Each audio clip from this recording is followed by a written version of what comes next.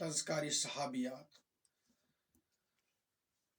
ये तालिब अल हाशमी की लिखी हुई किताब है और इस किताब के अंदर 216 सहाबियात का तज़किरा खैर किया गया है।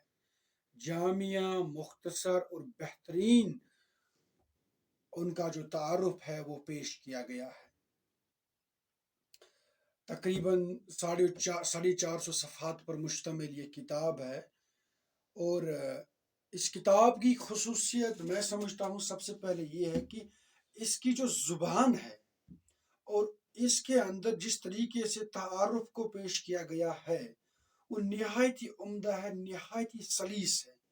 इंसान पढ़ते पढ़ते उकताहट महसूस नहीं करता है और बात बड़े आराम से दिमाग में समझ में आ जाती है। जैसे किसी पानी पर कोई इंसान तैरता है और वो पानी अपने बहाव में उस इंसान को ले जाती है और कोई धक्का उसको नहीं देती है, तो बिल्कुल उसी तरह से ये किताब लिखी गई है। अच्छा, नंबर 2, इसमें तज़किरा है सहाबियात का।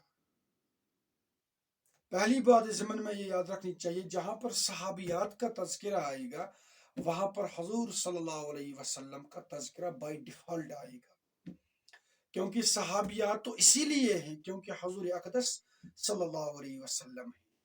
तो अगर हम यहाँ पर एक तरफ से सहाबियात का तज़किरा खैर करते हैं, उनके बारे में पढ़ते हैं, वहीं दूसरी तरफ हमें सीरत रसूल सल्लल्लाहु अलैहि वसल्लम के मुख्तलिफ गोशों के अंदर झांकने का मौका मिलता है और ये मुख्तलिफ गोशे ताल्लुक रखते हैं ख़वातीन के साथ, औरतों के साथ।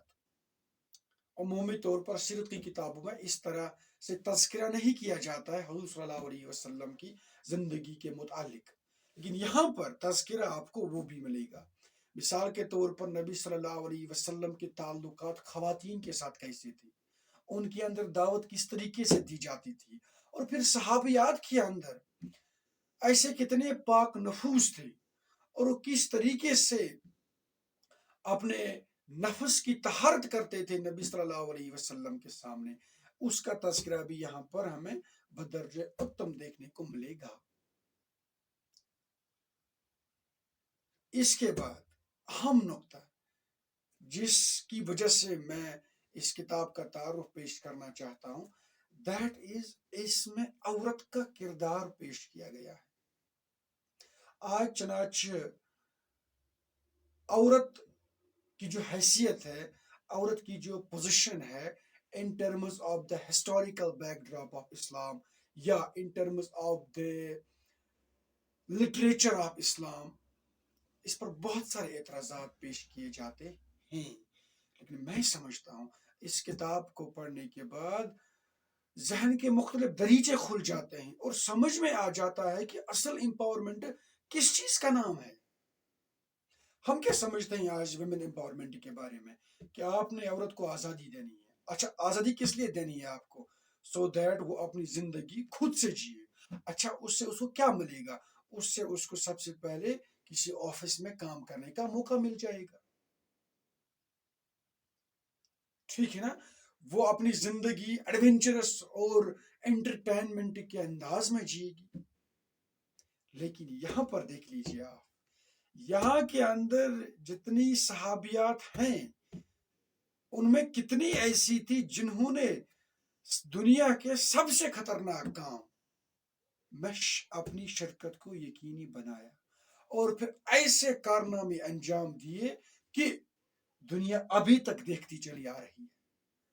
और ये काम है जंग का काम। दुनिया के अंदर सबसे डिफिकल्ट काम क्या है? वॉर। आपने अपनी जान हथेली पर ले ली और फिर आप मैदानी कारजार में निकलते हैं, या अपने दुश्मन को मारना है या खुद को मारना है। यही दो काम है, इससे कमतर, इससे बड़ा काम दुनिया में और कुछ नहीं है। In terms of the energy, in terms of your positioning, ऐसा कोई काम नहीं है। But here you will see किस तरीके से औरतें बतौर तबीब काम करती हैं, किस तरीके से औरतें बतौर असिस्टेंट्स काम करते हैं। اچھا کس طریقے سے عورتیں بطور ایڈوائزرز کام کرتے ہیں، صلاح کاری میں وہ مہارت اور درک حاصل رکھتی ہیں، اور پھر اسی اپنی قابلیت کا مظاہرہ وہ کرتے ہیں۔ اچھا اس میں آپ دیکھ لیجئے شعر و شاعری میں کس طریقے سے عورتیں آگے بڑھ رہی ہیں اور اچھے کاز کے لیے لڑ رہی ہیں، ہمت اور جرت کے میدان میں کس طریقے سے عورتیں آگے بڑھ رہی ہیں۔ اچھا فیاضی، سخاوت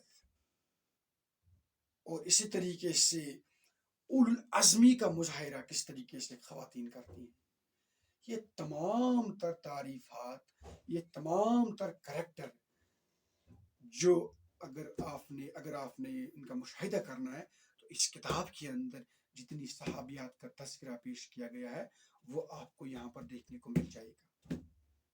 اچھا ایک اور بڑی خصوصیت اس کتاب کی ہے کہ اس میں تذکرہ خیر ان صحابیات کا بھی کیا گیا ہے جن کے نام کسی کو معلوم نہیں، تاریخ انہیں محض ان کے کردار سے جانتی ہے کہ فلاں کوئی عورت تھی، اس نے کوئی ایسا کارنامہ انجام دے دیا، اور اس کا جو نام ہے اپنے کارنامے کی وسادت سے وہ بھی کتابوں میں محفوظ ہے۔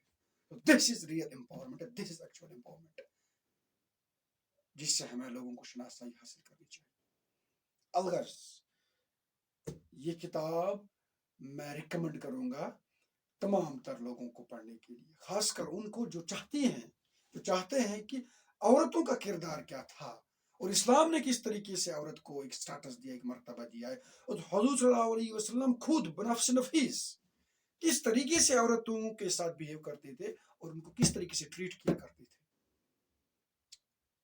اس سلسلے میں آخر پر میں اپنے برادر اکبر اور میری اہلیہ کے استاد شبیر احمد لون صاحب کا شکریہ ادا کرنا چاہوں گا، جنہوں نے میری اہلیہ کو ان کی شادی خانہ آبادی پر ایک کتاب بطور ہدیہ مرحمت فرمائی تھی، اور پچھلے چند دنوں سے میں اس کا مطالعہ کر رہا تھا، تو آج میں نے اس کو کمپلیٹ کر دیا اور بہت زبردست کتاب اس کو پایا، اسی لیے آپ کے سامنے اس تعارف کو پیش کیا۔ اللہ تبارک و تعالی زیادہ بولنے، زیادہ پڑھنے سے زیادہ عمل کرنے کی توفیق عطا فرمائے۔ السلام علیکم ورحمۃ اللہ۔